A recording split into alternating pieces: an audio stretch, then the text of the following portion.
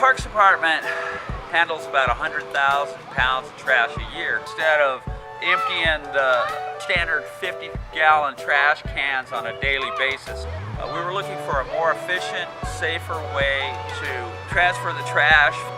This system that we discovered solves all of those issues. Cans are airtight and sealed so we don't get insects or animals digging in through the trash.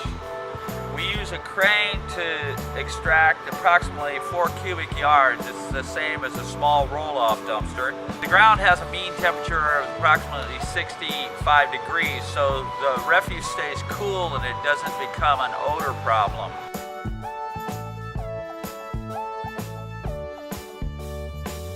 Our injuries have been substantially reduced due to the fact that they're not coming into contact with the debris and not having to lift heavy sacks of trash. We found that we had approximately a 7-year return on investment.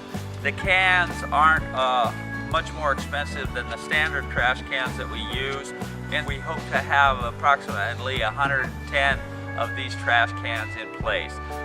That'll help us move that 100,000 pounds of trash a year.